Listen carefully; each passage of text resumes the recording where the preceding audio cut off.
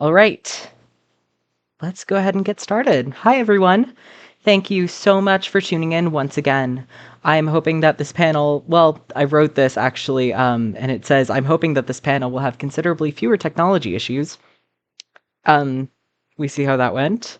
Um, Anyways, for the people who weren't here last time, hi, hello. I'm Bertie, a grad student in Texas currently studying English. In undergrad, I double majored in English and multicultural women and gender studies, and most of my research is informed by those backgrounds.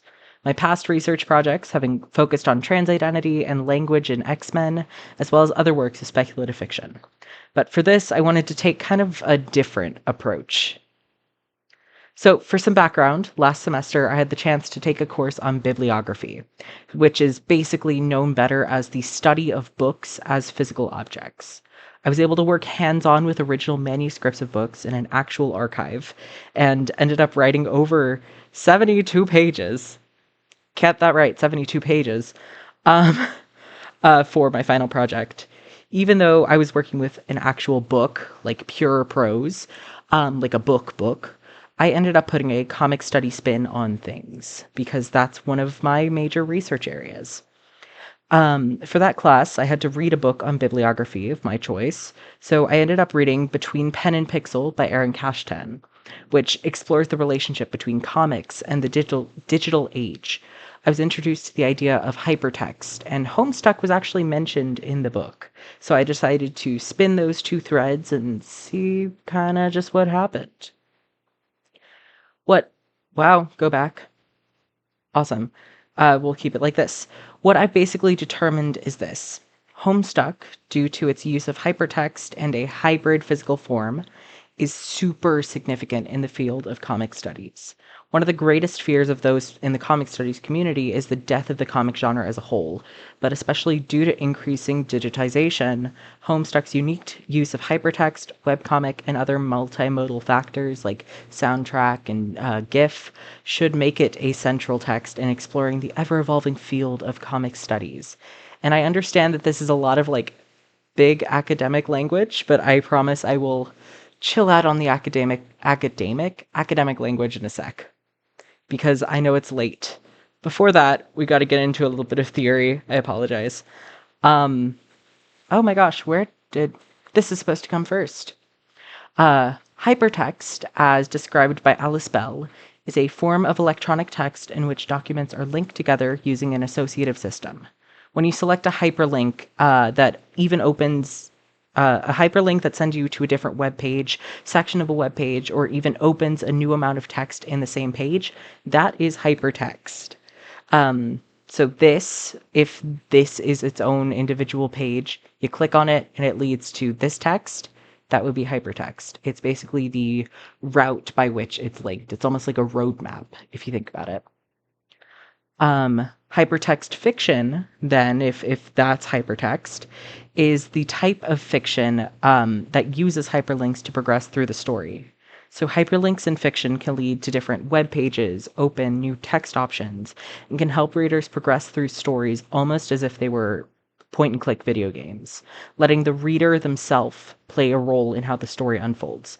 This is really significant, and we will come back to this over and over again. So keep in mind, the reader is playing a role in the actual text. So the act of reading is never really passive. Years ago, a literary theorist named Wolfgang Iser proposed the idea of active engagement with the text. So according to Iser, the act of reading is shaped by the expectations that a reader kind of creates each time they engage with a sentence. So in a sentence that works exactly how it's supposed to, the reader is going to read that sentence. They're going to have all the context from the sentences that came before that. They're going to read one sentence, and their expectations for the rest of the text itself will change. Again, I'm throwing quite literally like graduate level literary theory at y'all. You're killing it. You're doing great. Basically, the reader is constantly having to look at what they know now and reconnect it to all of the stuff that they learned in the past about this specific story that's unfolding. Again, this is literary theory at My time, 11 p.m. So I apologize. So basically, the way you can think about this, I'm going to actually pull this quote first. So Iser actually says, while these expectations arouse interest in what is to come, the subsequent modification of them will also have a retrospective effect on what has already been read.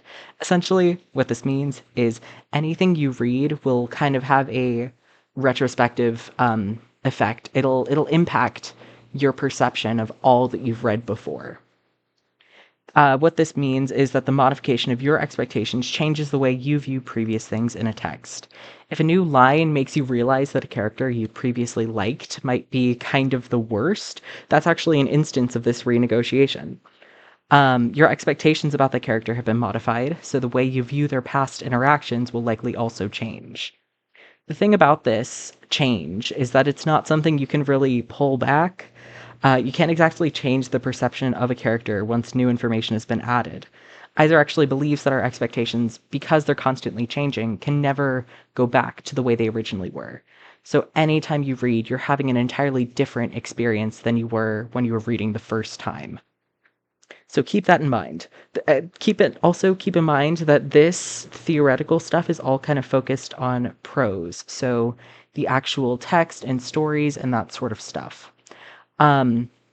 You can also kind of separate text and stories and text and the physical thing of a book with prose. But when it comes to other things like comics, you can't necessarily do that.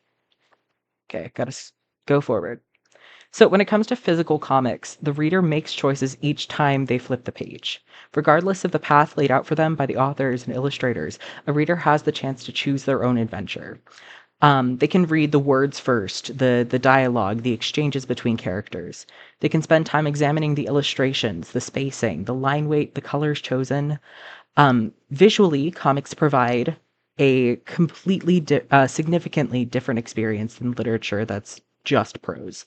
This is a panel pulled out of Alison Bechdel's Fun Home, which is a comic that I actually studied a little bit for the research that I've done for this. But the thing with comics is that you can pretty much always craft some slightly different understanding of the thing itself. So here, for example, you could read the narration at the very top, which is sort of Bechdel's internal monologue. You can more focus on the pictures first. You can be like, oh, looking at a book. Ooh, on a phone call. Ooh, on the phone call again. Post office, letter. Or you could actually just read the in-text stuff or in-panel text first. Those all get you slightly different expectations for what the overall meaning, the meat of this is. Again, this is literary theory stuff, and I'm going to tie this into Homestuck in a second. So, Homestuck does comics really cool, like in a really cool way. Rather than having words and images on the same visual panel, Homestuck splits the two into sections. The image, which, here we go, we'll pull this up. So the image, which can be either static or sometimes animated, like we'll see a little bit later, or even potentially using gameplay elements or videos. And the text is called a pestalog. It can be accessed using a hyperlink and opening up chat boxes. The actual involvement, though, of both text and image does classify Homestuck as a webcomic. So whenever I talk about comic studies, I generally talk about Homestuck as a branch of that. So, as Kevin Veale writes, I don't know why that text just went all strange. I'm going to read from here, and this will update in a second. Homestuck is structurally a hybrid between hypertext fiction and webcomics that also features animation and music. And Homestuck also manipulates its own textual structure to shape the experience of the story. The act of reading Homestuck is shaped by the refusal to stick to any traditional structure of fiction. The reader's direct engagement with it is visible and obvious, as they click from point A to point B, progressing the story through active engagement with hyperlinks. So, considering Homestuck's storyline, this specific genre works pretty well. I'm going to speed through the bulk of this, actually. I'm so sorry. You probably know vaguely what Homestuck is about, and if you were at my earlier panel, you also know that it ties in a lot of like social things as well. But if you don't know, and or just might need a reminder, it starts being about four kids, John Egbert, Jade Harley, Rose Lalonde, and Dave Strider, who play a game, destroy their universe, create an all-new universe, and meet 12 trolls from an alien world whose game sessions were unsuccessful. The key thing to note is that they play a video game called Spurb, which ties nicely into the idea of the reader playing a game as they progress through the story. Keep in mind, with the constraint, the time limit that I currently have, I'm not going to be able to touch on something that I might want to touch on in the future, but I do have, again, future research coming out about this. That I don't just do this for like conventions. I am a researcher. This is part of what I do. Um, Homestuck is it's a genre. Oh my gosh, I can't speak. So sorry. So, in a more narrative sense, Homestuck's use of hypertext works well to relate the audience to these characters. When we're introduced to the quote unquote main protagonist of Homestuck, John Egbert, resident Windy Boy, we're immediately given the opportunity to name this young man. From the very first page, readers are invited to play a role in the actual progression of the story. Homestuck is aware of its own materiality. It's aware of the role that it plays as a text, and it's aware of the role that the reader plays as a reader/player. It's also kind of interesting to note this awareness in conversation with like science fiction, because this awareness isn't something that we typically see in fiction. It just makes Homestuck feel a little bit extra sci-fi-y sometimes. So, oh my gosh, there's a couple of other things that I wanted to bring up. Anyways, so, uh, instead of focusing on the narrative and the characters of Homestuck, I'm going to angle this towards the actual material aspects of it. For the last few minutes, I'm going to kind of explore some of the elements of Homestuck that I think could kind of change the field of comic studies. Some things I hope to see used in future comics, and some ways that I think that Homestuck should serve as a model for how to successfully create a piece of hybrid hypertext fiction. So first and foremost, it's the use of hypertext. This seems very obvious since we're talking about the ways that comics can still also kind of keep that feeling of tension up. When you're reading a comic, like a physical comic, and there's sort of a cliffhanger, and you get both the visual and you also kind of see the action, you're reading the words, and then you flip it, and there's just this, it has this element of surprise that sometimes just prose doesn't have. So one way that comics could potentially use that in the future is to do something like this and use hypertext. And I'm going to have a quick sound warning. It's not anything scary. It's just, it is safe. It's just a meme. But for example, Red Bull Zero. dang it! I wanted to rickroll all of you. But YouTube decided to give me an ad instead. Anyways, okay, well, that didn't work out, but pretend I rickrolled you. We're gonna pretend I rickrolled you. Okay? That's a consensus. I rickrolled you. And it was really great. Anyways, so first thing that comics can use, hypertext. I love you, hypertext. You're my best friend.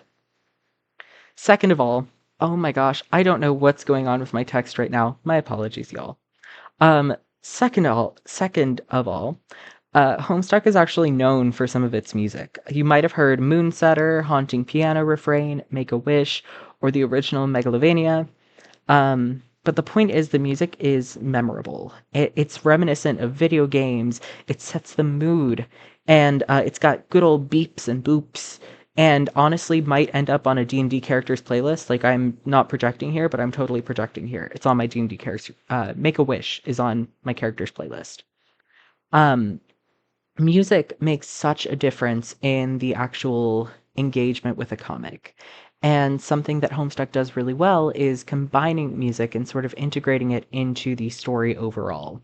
Whether in these like actual video segments, whether it's just music, it does a good job at it. And this is something that I think comic creators in the future, especially in the field of comic studies, might be interested in pursuing more. I also present GIFs. Don't come at me for the way I say it. I used to say GIF, and then my stepbrother bullied me. So GIF. Um, Honestly, it adds a lot of life to a page, and it also creates something that you wouldn't be able to see on paper. One of the things when we're talking about the sort of process of studying a comic's materiality, the physical state of it, we want to look at the things that are completely different between physical, like paper, and then digital. And one thing that paper cannot really recreate to the same extent is GIFs or animated images. And even more than that, there's mild sound warning here as well. But even more than that, we get the actual videos and animation. This is something that physical comics cannot exactly replicate. And it's something that I think more digital comics in the future may want to pursue. And I do just want to show off this moment for a second because it is fucking cool.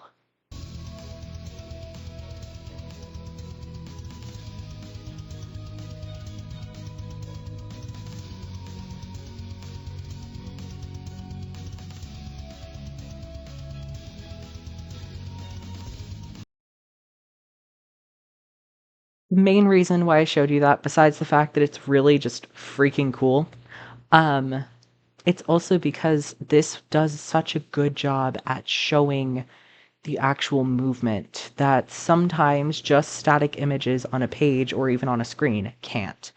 Homestuck does this so well. It blends these different kinds of medium and it creates something that is just altogether unique.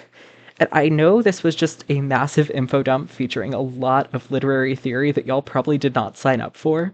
However, you kind of signed up for this for dropping by this panel at my time, 11:30 p.m. So I do just want to thank y'all. Homestuck is genuinely such a fascinating piece of literature, and it's so fun to explore academically. There are thousands of things I could say about it, but it's late, and I know many of y'all have been attending panels all day, so we'll probably just wrap up here. I'll go ahead and share Google folders with the server tomorrow-ish that have the slides and script for each of my panels, and you'll get a VOD whenever Dashcon permits me. Thank you all for staying up so late to hang out with me and talk about Homestuck, and I hope that the tech issues didn't make this impossible. Well, I'm very happy that they didn't. Awesome. Thank you guys so much. And